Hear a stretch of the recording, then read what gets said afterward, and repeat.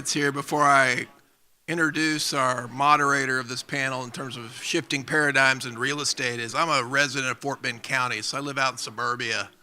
And I don't know how many of you have been in a mature big box mall in suburbia in a while, but all of this ties together that we've talked about. You know, we're talking about technology and who those companies were that were in that group previously, and the impact of all this. Things like 3D printing construction going on in Austin with Icon. And so I'm very excited to hear where these folks are going to take us on this conversation today. And so I'm going to turn it over to Bill Boyar, founding shareholder of BoyarMiller. I don't really know what else you can say about Bill. I think everybody knows about him. He's incredibly talented, great legacy as a professional and still practicing. And so, Bill, I'm going to turn it over to you and get out of your way and let you do what you do so well.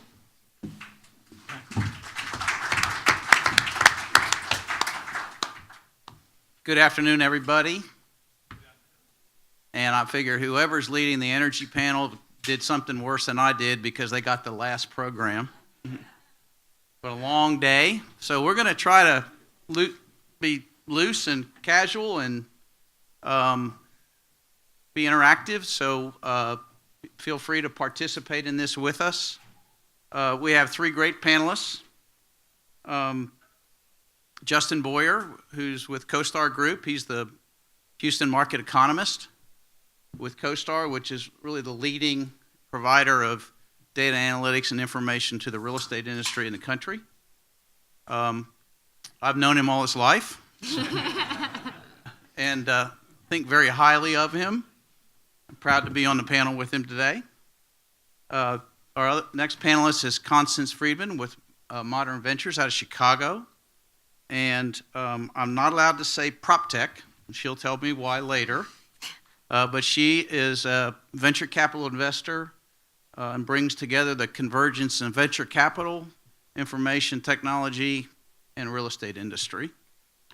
And our third panelist is dear friend and client of mine, Alan Crosswell with NewQuest Crosswell. Alan's a longtime real estate entrepreneur in Houston, multi-generational Houstonian. He's got a diverse real estate portfolio in retail and industrial and land development. He's a real leading edge investor, really sort of brilliant guy, and recently closed a transaction that had a opportunity zone component about it. And I know everybody's been hearing a lot about opportunity zones and the opportunity to invest in opportunity funds, to invest in opportunity zones, and the amount of capital that seems to be going into these programs. And I thought it would be appropriate, since you will be seeing opportunities, to learn a little bit more about it, but not from a lawyer or an accountant or a tax advisor, but from somebody who is a real estate investor and entrepreneur and is going through the process as we speak. So here's how we're going to do it. We're going to do three, since the topics are a little diverse. Each of our panelists are going to give you a 10-minute presentation. I'm going to do some moderated Q&A, and then we're going to open it up for questions from the audience. And as these 10 minutes go, and if you see somebody going long, you can help me. Start doing this, so my speakers will stay on task. But we're going to start with Justin. Great.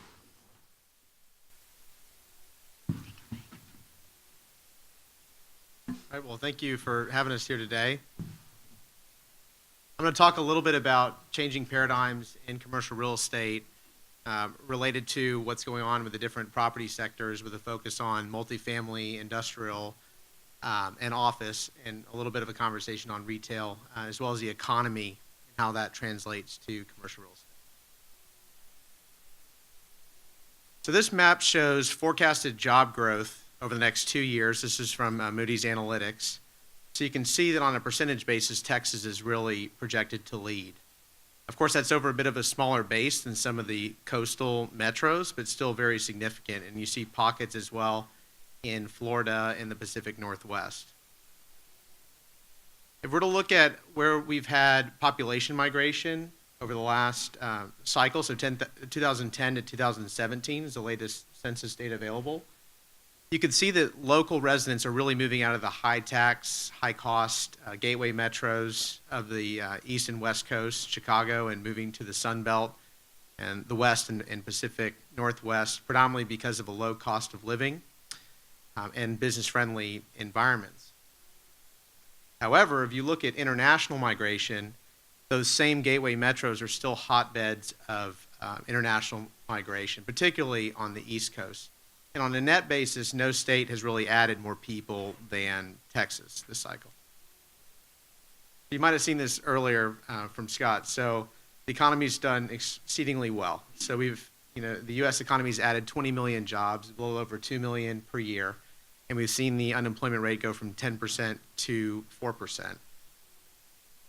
And with that tightening in the labor market, as Scott mentioned earlier, wage growth has increased, although it's been pretty sluggish this cycle. We've seen it kind of increase later in the cycle, and that will translate to what we've seen with home ownership rate as well as e-commerce.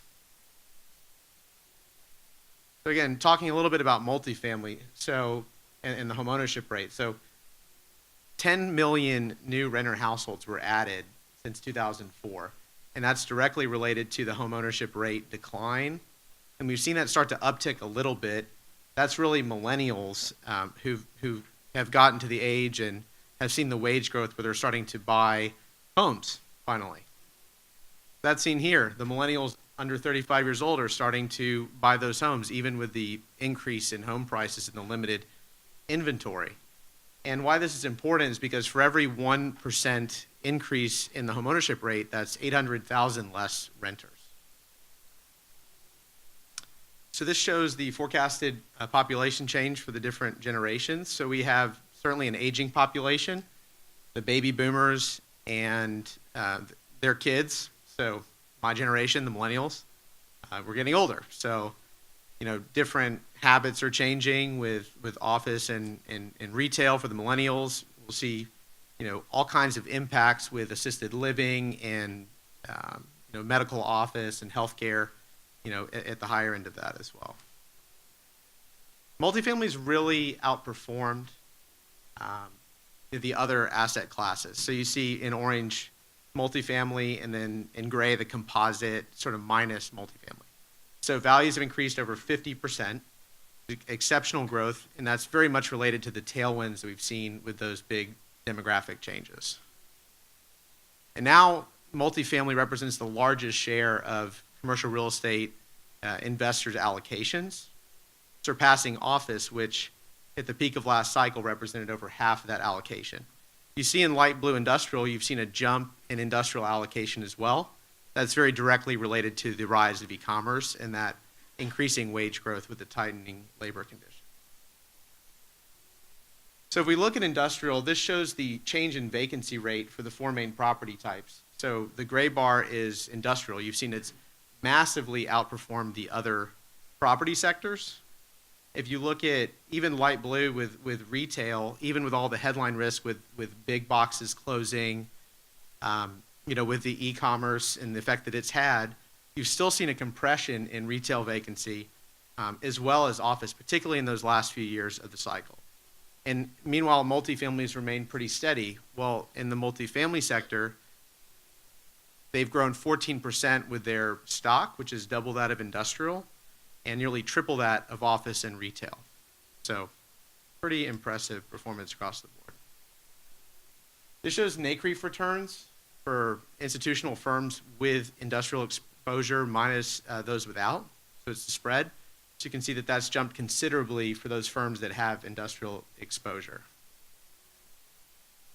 As an example of this, we're going to just run through the growing footprint of Amazon. So in 2012, Amazon had about 62 million square feet.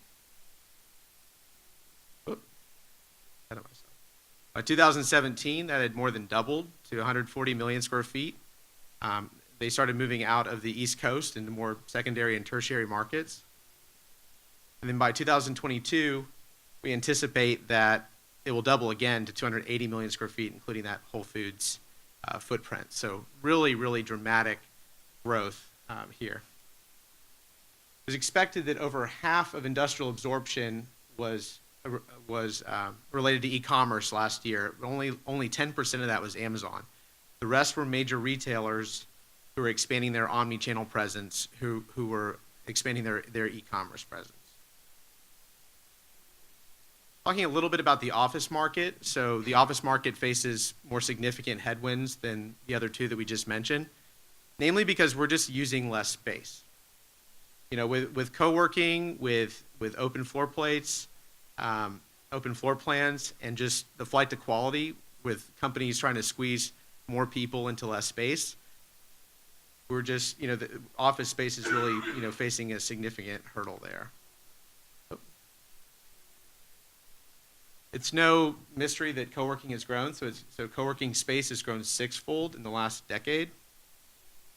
It's really been like a two-race horse so far. So WeWork and Regus account for the lion's share, with WeWork accounting for over half of the co-working space in the marketplace. There's a lot of structural obsolescence in office space. So and it's really a 1980s product. So this shows the share of occupancy challenged buildings and you know, as a percentage of total. So you can see that a lot of that's really occurring in the 1980s vintage space, and much less so in the older product, particularly the Art Deco stuff. It's in, you know, the urban cores, and then also the newer, you know, stuff with the flight to quality. So there's a real opportunity here to, you know, rehab some of that space, those monolithic, prestige-driven lobbies, amenitize them, open them up, you know, to match the needs of what the millennial workforce is really looking for. So in conclusion, the multifamily industrial sectors, due to these very positive tailwinds, are attracting increasing investor interest. Office and retail are facing headwinds, especially related to changing consumer behavior as well as the tightening labor market, although bright spots remain, particularly in the most productive blocks. So of the top 10, you know, markets that have added a median household income, 6 of them were in the Bay Area, and then Denver, Boulder, Portland, and then Midland, Texas. So really those tech markets are still great hotspots. Areas that have, you know, very strong demographics are still very attractive for office and retail in particular. In the Sun Belt in particular, and to a lesser degree the Pacific Northwest, to continue to lead the nation in employment and population growth on a net basis, thanks again to the lower cost of living and you know, generally business-friendly environments. Meanwhile, the global gateway metros should continue to lead the nation in attracting those higher wage jobs, particularly those tech jobs, as well as in international capital and international migration. With that, I will give it over to Constance.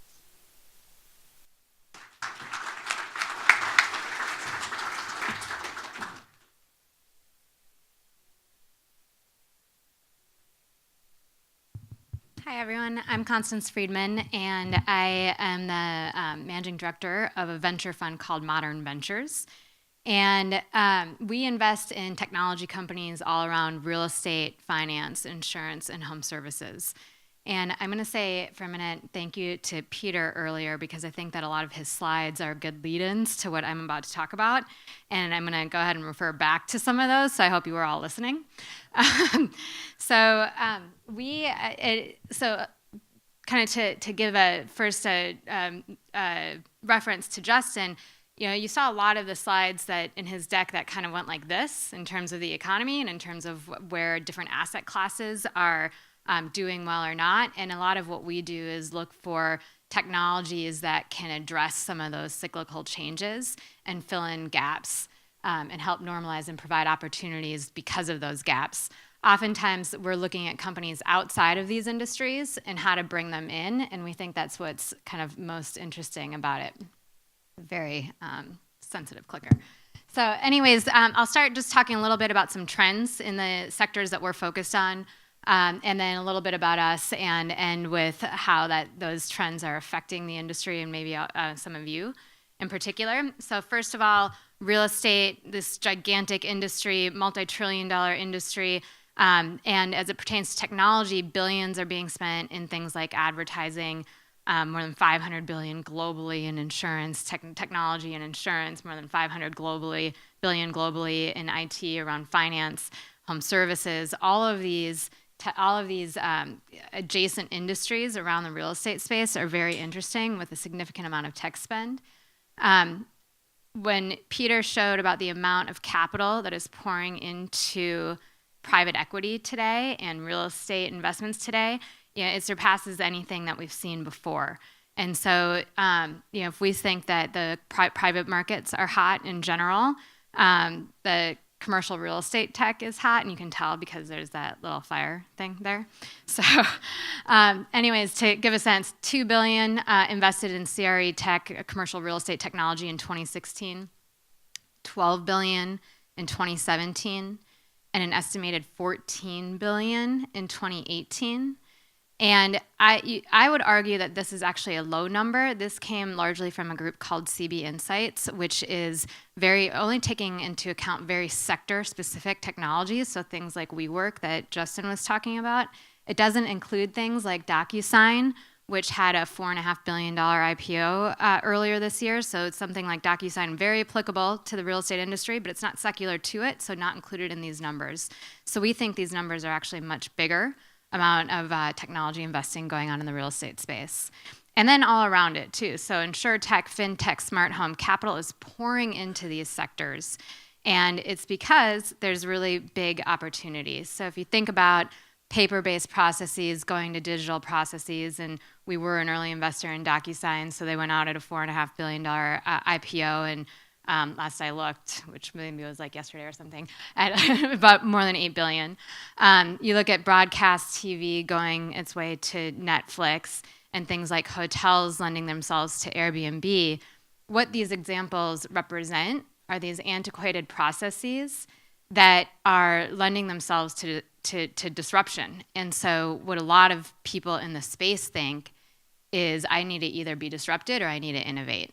And this represents a lot of opportunity. So a little bit about us. So we look at these industries, and we've been doing this for about 10 years now. We're on our second fund right now. And the way we approach ventures is a bit different. So I started doing this in 2008 when the world was falling apart, and came up with this kind of structure that I think is really unique and has also been pretty prevalent and I believe how we've been able to achieve our returns. But we have a venture fund itself, which we generally invest in companies 2 to 15 million in revenue. So they're early stage companies, but they're real companies by virtue of that revenue number. And what we've done over the years is we've created a network of about 700 executives and corporations in our industries who are fearful of that thing I showed you a minute ago of either innovate or be disrupted. And it's 700 corporations and executives that are managing trillions of dollars of assets, billions of dollars of revenues, and they're trying to figure out how to create a competitive advantage through innovation or technology, and how to think about how do I use technology to create, to get ahead. And then we have this program that we call the Modern Passport. And the Modern Passport is a systematic process for how we bring our technologies together with the corporates in the industry that are looking to evolve. And so on the one hand, we call it an industry immersion program, a systematic way for helping companies understand how to come into these industries. And on the other hand, kind of a corporate advisory program for our corporate partners. So we think our strategy works. I'll reference that slide that Peter had up about the smaller funds having the outsized returns. So our first fund was 20 million. We did about 18x on that fund, 19x with a 50% IRR. So we think this does work. Our second fund that we're really only 2 years investing out of so far is also tracking really, really well, a $43 million fund. We have a small but scrappy team. But really, we talk about our team being really part of the whole industry. So as I said, we've got about 700 executives from some of the largest real estate, finance, insurance, and home services companies of the world who are very active in what we do. We held 1,000 meetings last year between our companies and the executives of these companies, which we held over 150 pilots between our executives and the companies. And so they're really, it's a synergistic way of bringing together, like I said, the kind of industrial corporates that are looking to really help change the way the business works. So finally, I'll talk about some of the trends that we're seeing in the industry at large. So when we talk about to our corporate partners about what keeps them up at night, they say things that are not unique to real estate or finance, insurance, home services. They're very relevant to every business out there. But in particular, we hear our partners saying things like, what keeps me up at night is attracting new business. What keeps me up at night is generating referrals or new business or repeat business rather, and driving additional income. So again, nothing unique to these industries. And what we like to look at are companies outside of the industries that can be brought inside the industries. And what we're seeing in particular now are things like experience-based approaches to real estate or to these industries. So it's no longer about having an asset class or having just a building. It's about how I behave or interact with that building. We're seeing things like advisory. It's no longer about having a real estate agent, but it's about having that consultative experience with that real estate agent. And then finally, data driving kind of all of this. So I'll go through a handful of trends in particular that relate to those three themes. So first of all, we're seeing lifestyle as a service. So you see it in WeWork and the co-working kind of environment. Everybody likes to have a beer at work and things like that now. And we're seeing it in the multifamily too. We have a company called Hello Alfred, which is doing concierge services for the multifamily industry. So kind of morphing hospitality into where you live, work, and play. Someone referenced Icon earlier today. This is a 3D printing company. And for the cost of $4,000, you can build an 800 square foot home in 24 hours. This house stands in Austin, Texas. They're going to build their first 300 home community later in May this year. And so, this is something that we hear a lot about in the industry of how construction costs are getting out of control. And this is something that can really make an impact on that. Oops, so.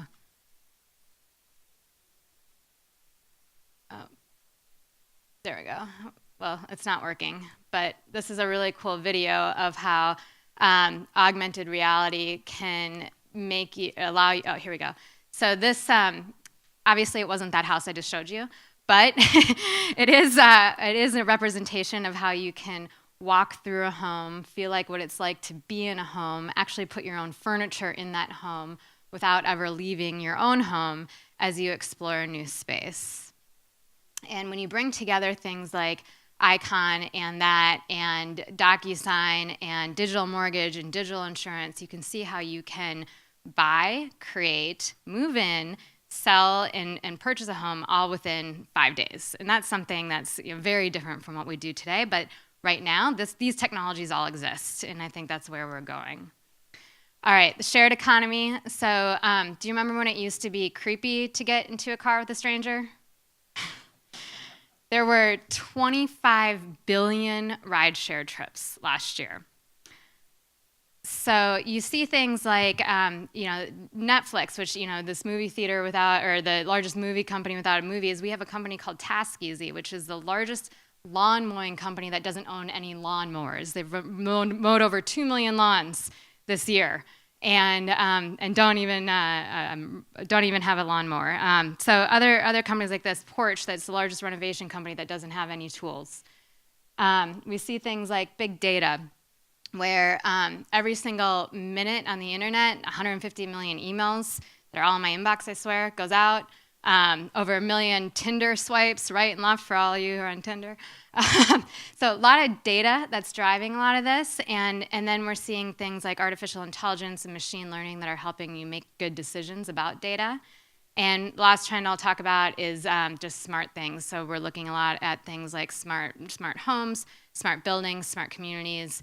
That's really driving how we live, work, and play. So again, just to sort of wrap up, a lot of the things that I just showed you and the pipeline that we look at here, not related to real estate at all, but all have applicability into it. So things like blockchain and communications, emerging trends, marketplaces, and so on, all have an impact on how real estate, insurance, home services, how it's all bought and sold. And so a lot of what we think about doing is just helping our partners learn, influence, build, and be relevant in this industry. But by doing so, bringing along some really great technology companies along the way.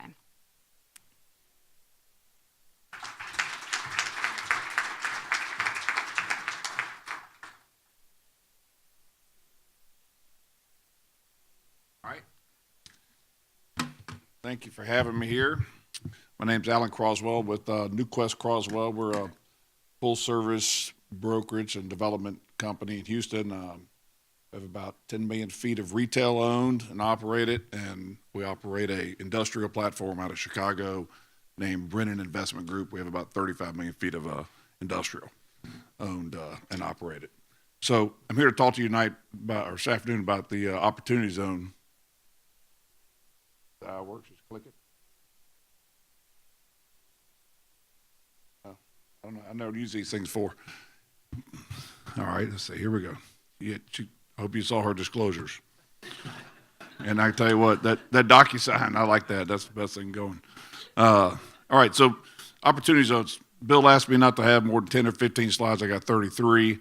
More importantly, this is, to me, and I'm a dummy down guy when it comes to these details. I hire guys like Bill and PKF or whoever else the accounting groups are. Those are the most important guys when it comes to these opportunity zones and what your opportunity looks like to invest in them. But I'm going to flip through these quick, but Bill's made available this book, and this is a very good, simple read on what's happening in the opportunity zones. So the background, real simple. Trump tax bill of 2017 allowed for these unrealized gains and long-term investments in low-income urban rural communities to be invested. So they got together with the states, and the states went through their census tracts and they had to put 25% of their census tracts in the opportunity zones, and then they left it up to the governors to decide what those zones look like.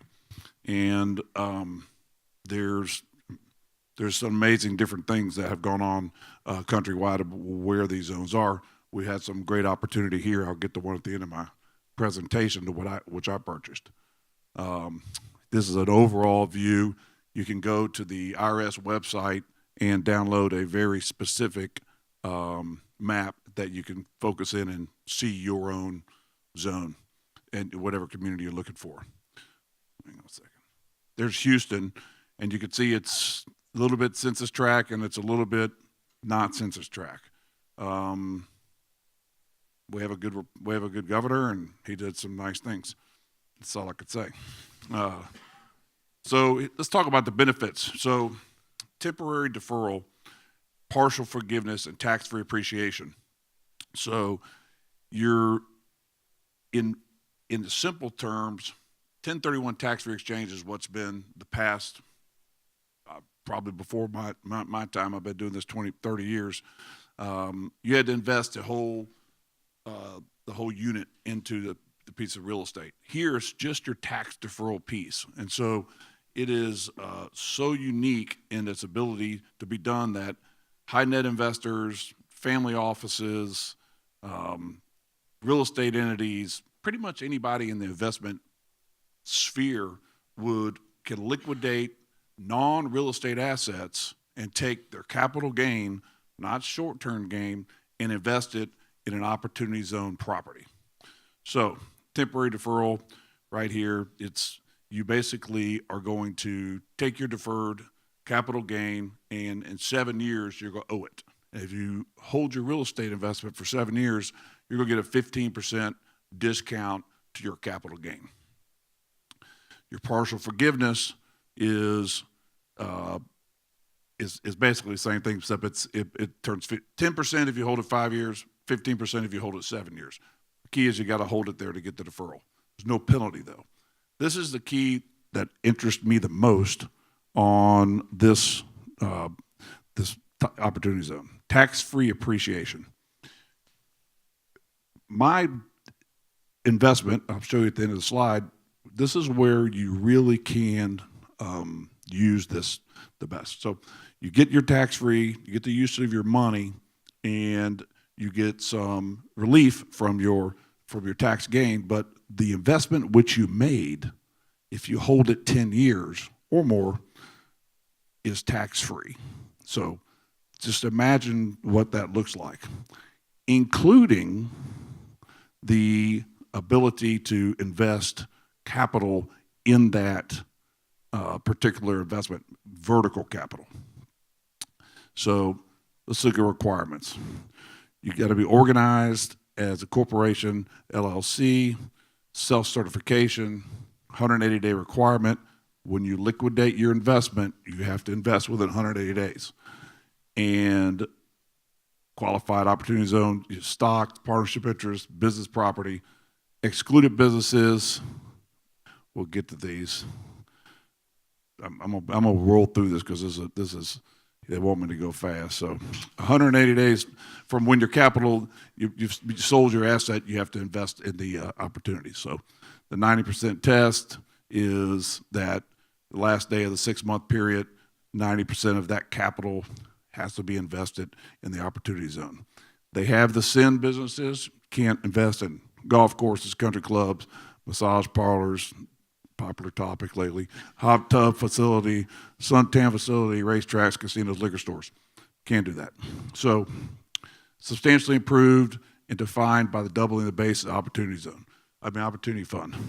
Basically means when you've bought a property, the improvement value will be segregated out from the land value, and you have to double your investment in that particular value.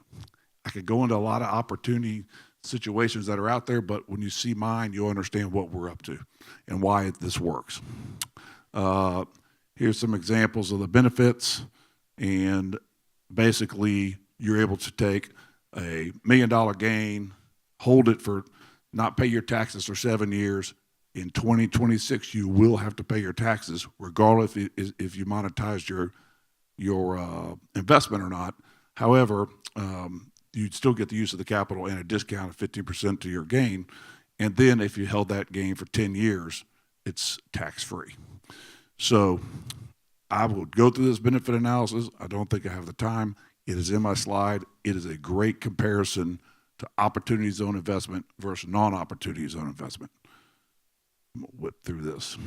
So different things you can do. You can rehab, go in, buy the property, rehab it. You can do a new development, buy a vacant piece of land in opportunity zone, build a brand new spec industrial building, something we're working on right now. Existing industrial properties, you can own property and you can take the excess land and build industrial property for sale. I'm gonna show you. So this is right here, this is a picture of Texas Medical Center. Texas Medical Center in the background, downtown the further medical center. The further picture. The red squared off area is 22 acres right in the heart of our medical center. We made an acquisition in September of this year for about $60 million, and we bought 700,000 foot office building and a 2-story parking garage. What does that mean? I'm colorblind, so 2 minutes, okay, it's perfect. And so, yeah, I don't do this for a living, clearly. And I do BS for a living, but not usually in front of a lot of people. So the as you can see there, I bought this from Shell Oil Company, and that is $700,000. That was a worldwide data credit card center and NASA's backup data center. And we've now established that the building has negative value because we're tearing it down. It's being demoed right now. If you want to see anything exciting in about 2 months, go down there. And so it's being cleared. And in the rear picture, go back that. So the rear picture to the right, if I had something I could point to, but just to the right of the building in that red area is a parking garage. We established a $2 million value of the parking garage. We're tearing down the building. So now we have 22 acres in the heart of the medical center on the rail that we are making $2 million worth of improvements for more parking, surface parking there to temporarily hold the asset, and we qualify in the zone. So our master planning is about to begin. We'll begin our massing program, and we're looking probably these large development companies tell me something different, but 700 million to $1.1 billion of assets going vertical. The looseness of the rules, which are not finalized, are when the investment actually has to take place. Currently, it has to be 30 months, and we clearly won't build that much in 30 months. But they are asking us to. The legal rule today, we think, is as long as we have a plan and we start at some form of construction. So we could be under construction for 3 more years after the 30 months building. All of those improvements, once monetized after 10 years, will be tax-free. If they make profits, depending on what happens in our economy, et cetera. But that's the strength of the opportunity zone. I got it. This right here, I would download. This is simple stuff on opportunity zones. But hire a good accountant, because the way you invest through opportunity zones is very important.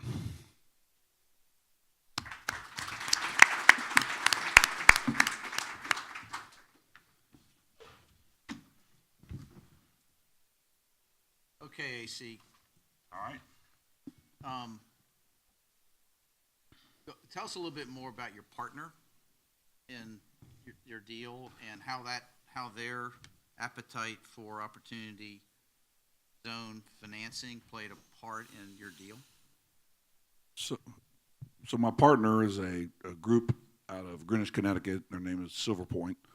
They're a hedge fund, and the direct owners of the hedge fund, through their family, and made the investment with me here. But they have been following opportunity zones the entire time. So when I met them, they were on task, and they had a guy going to Washington and visiting with the IRS and sitting in those committees. So they knew what was coming, and this was they actually educated me. So each of their investments, we have an LLC. We have 3 partners in the LLC, and each one of those investment entities is a fund. Even though they're individuals, it's a fund. And so it's funky. For me, it's really funky sounding, and for all the fun talk I heard earlier today, it's a really funky sounding.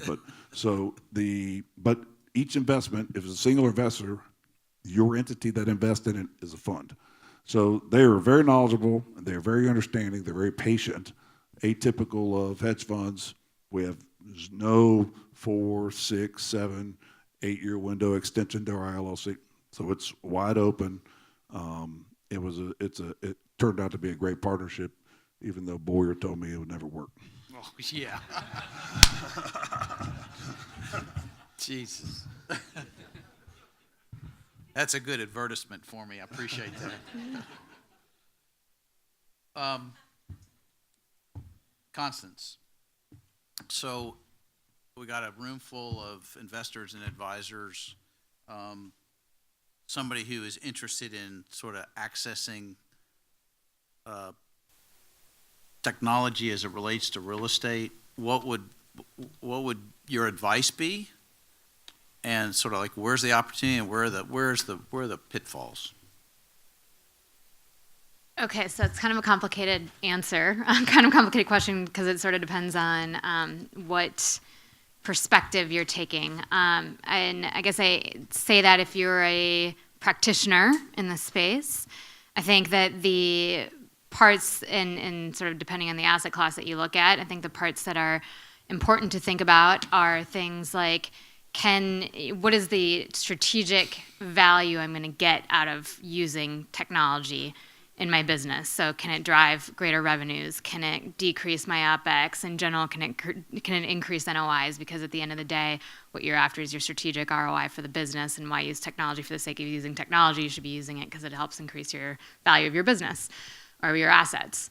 I think if you are an investor and looking to kind of see the amount of capital that's gone into this area and want to get involved in it, I think there's a bunch of things to consider. We've seen a lot. So as I said before, I've been doing this for 10 years.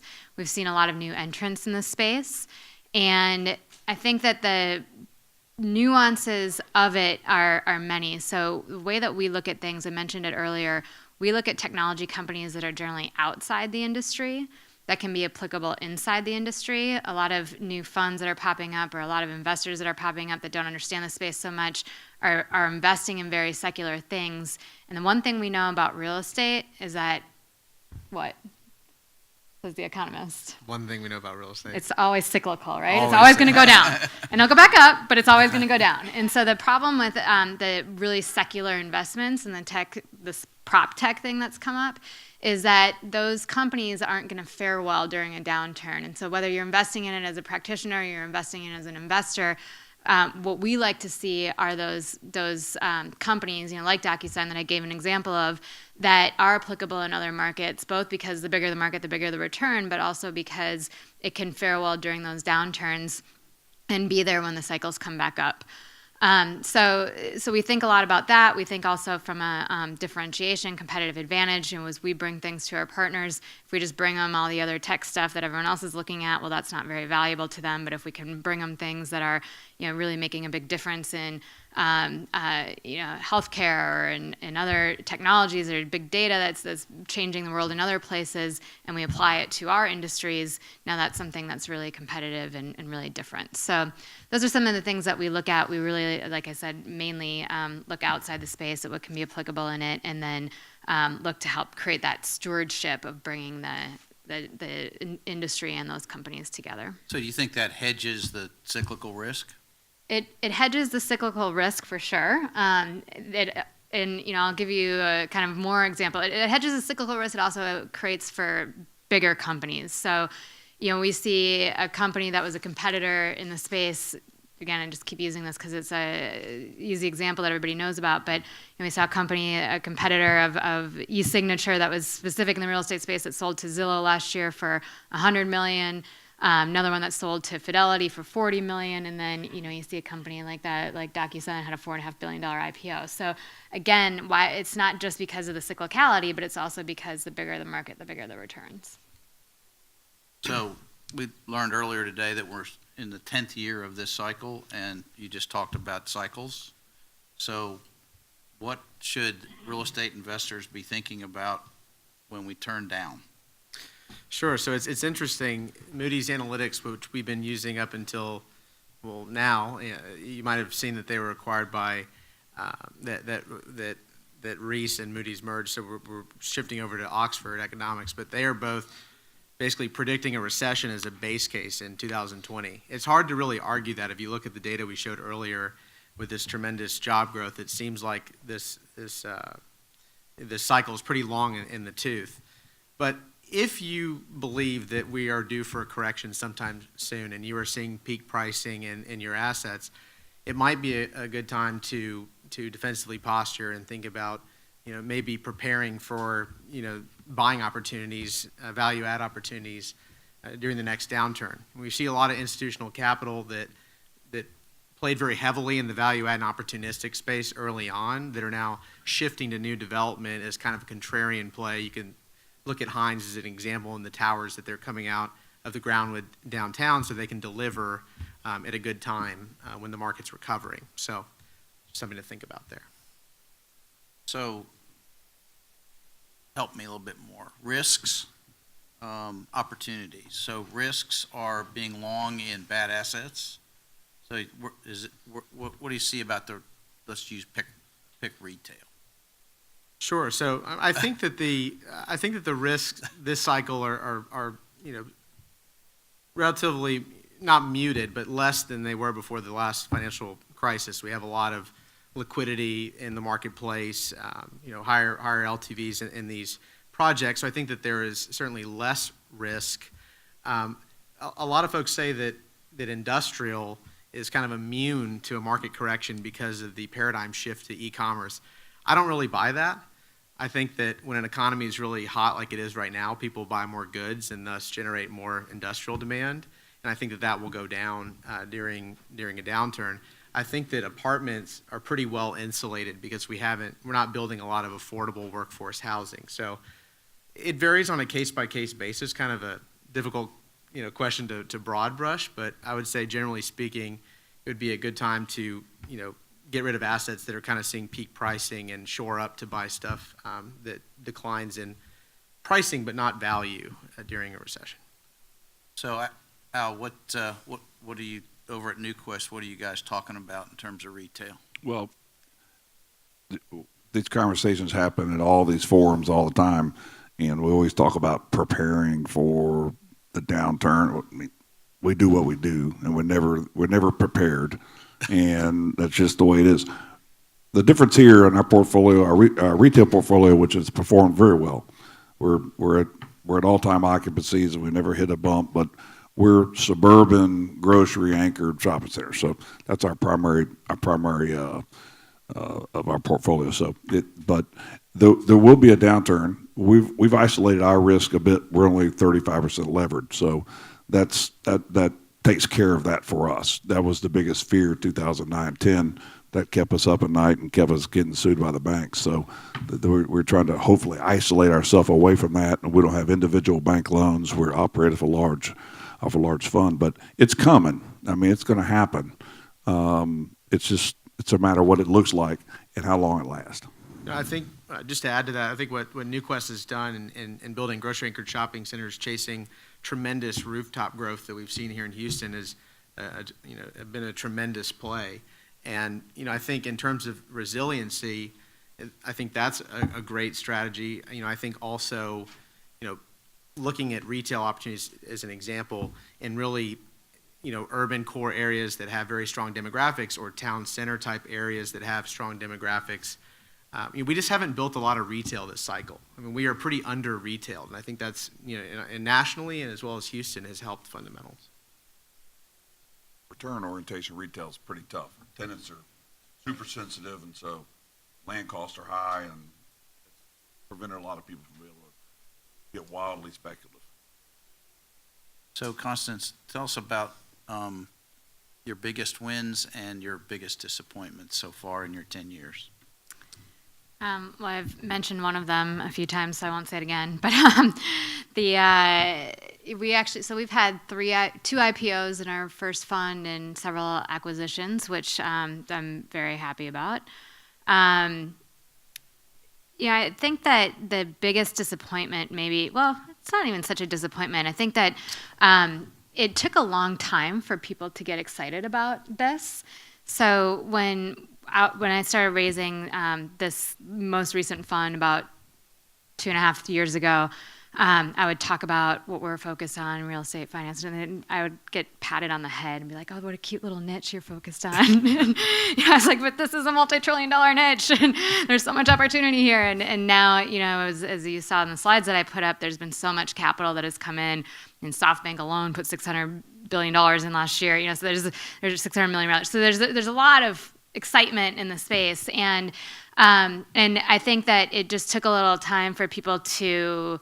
I don't know, I guess see the validation of it. So I think that's really exciting, though.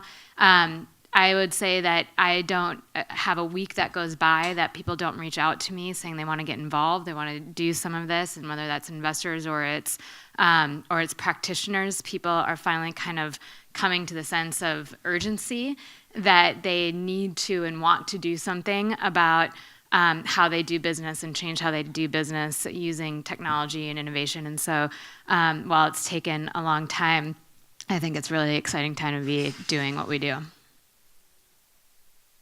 Would anybody like a glass of water? Sorry. Actually, it really sounds really good. So in your presentation, Justin, you gave us a glimpse of the kind of data and information that you mine at CoStar. So what's new? What's coming? What's the shift inside CoStar in the development and of products and services in your world? So I started using CoStar about 10 years ago, and it's changed dramatically during that time. So a couple years ago, CoStar acquired Apartments.com. We now get live feeds directly from property managers into the product, so we can do interesting things like provide daily rental figures that are updated several times daily across our whole platform. I would say, generally speaking, some interesting things that we'll be looking out for. If you've heard of like Motion Loft in Dallas, there are companies like this that are, and they're doing some, for lack of better words, kind of creepy Big Brother things. They're installing cameras in retail centers, and they're monitoring cell phone usage to better track consumer behavior, as a better measure than foot traffic. So I think that the space will get a lot more interesting in terms of just the proliferation of data that we can analyze in the real estate data space to see what consumers are doing and to help property owners and investors kind of maximize their space and their portfolios. It's really physical and online data that helps bring it together. So there's a lot of studies now that show things about having the social, having the online, having the physical retail space presence, and having all these converge that make a big difference. So 35% of Amazon's revenues come from those referrals that they give us online. So they know us so well that 35% of their revenues are coming from what they say we should buy. And as they start to build out that physical footprint that Justin showed earlier, of course it helps inform everything that there's going to be inside of those retail establishments as well. And so I think that as these retailers put together the physical and the online and the catalog-based approaches and do that really well using data to bring together, it's a very powerful thing, and a very powerful thing for people in the space to be able to help their clients do as well. And not many people know this, but WeWork is actually the most impressive data analytics operation in the space from a property management perspective. So they're analyzing all of the habits of their tenants. And we showed a couple slides earlier. WeWork is now the single largest tenant in New York City. I mean, they're making a huge splash. So you see like CBRE getting into the space with co-working. Why are they doing that? Well, they also have a huge property management apparatus. And so they want to mine all that data of their users so they can better optimize the space and provide better services to their tenants. So I got a question, Alan, from the audience about I'm going to pitch to you. How likely is it that the long-standing, well-established brokerage models in the commercial and residential sectors will change over the next decade? If so, what might it look like? So I can't speak for residential because outside of hiring someone to sell my house, I don't know much about it. But the commercial, we have 38 brokers, and so we've been running brokerage business for a long time. And technology is going to take hold of it, and it's going to change some, but it really hasn't affected it as much. The tools that the brokers have are incredibly faster, and all the stuff Justin's talking about. I mean, Constance, I frankly don't even know what they're talking about. We collect rent, build buildings, but they it's funny. I like her returns though, and a lot better than ours. And so, but I think the tools that they have are as good, but I don't see it affecting it yet. But I feel certain it has to, particularly in the residential market. I just think commissions are high. They've been able to, almost like mobbish hold us hostage to 6%, and some markets 8%, and I think that's going to come down. Ultimately, and this is probably going to be surprising coming from me. I work at a big data firm essentially, but I really do believe that real estate is a soft skills, human capital industry, and you can commoditize the data all you want, but at the end of the day, you are going to need people to carry out the heavy lifting of those transactions and the human interaction. I think it'll be both, that brokers will be leveraging a lot more data, but won't be completely replaced. I don't think the brokerage industry will be replaced by data. Yeah, the way that we see it is that the technology has existed to disrupt both the residential and commercial broker for more than a decade now, truly, and it hasn't happened. So why? And I think that on the residential side, for most people, this is the largest investment they're ever going to make in their lives. They don't know how, or they don't necessarily want to advertise themselves or know how to market their own property. And then finally, even if they could do it or feel like they should do it or want to do it, this pain only happens once every 7 years. On a commercial basis, it's maybe even less. And so the pain point just isn't that strong. But the technology all exists, and the more that people have more data than they ever had before, and they're mobile and they're social, and they come to this transaction with more knowledge than they ever had before. And so what I think is really going to change a lot is the approach, the consultative approach of how the brokers, residential or commercial, approach that transaction and help the clients through it. There's one more question that I'm gonna allow, and then we'll wrap it up, because I've gotten redded. That's when you get redded, that's like being gonged. The music. So, the question was, for Alan, tell us more about who is developing Opportunity Zone investment funds to allow individuals to invest their capital this way, and is it available now, and what, a little bit more about So access. I'm not a great person to answer that question because we invest our own capital and do our own thing. But I have been to a couple large scope meetings on it, and there are aggregators out there that are aggregating this. And it feels a little bit like 04-03 when the tenant in common model came along. I don't think they're going to be as gregarious as that was, but there are going to be aggregation. I find it difficult how they're going to deploy that capital. I just don't see the model yet, and the rules aren't finished yet. But my warning to any of the investors, family office individuals, otherwise, is, the real estate test has to stick. I mean, the project needs to stand on its own in a normalized market, and just can be that much better if the opportunity zones, but don't let the tax tail wag that investment. I just don't think there's going to be a lot of that, and there's going to be a lot of proliferation of guys taking a lot of money from people that they feel like they're saving tax money. I mean, if it's iffy, just pay the tax and get down the road. So as you can tell from this discussion, the real estate industry is dynamic, and a lot is changing. Technology is having an enormous impact. Data and analytics has more and more impact. People are watching what we do and then trying to build industries around us. Smart people, like people on this panel, are trying to figure it out and are leading edge. And it's an exciting industry. So I'm sure when you saw this deal, it said real estate panel, you went, what are they going to talk about? What's the vacancy rate in Houston for apartments or retail? But really, there's so much more about this industry today, and it's a pleasure to be on this panel. And I want to please thank the panel for me.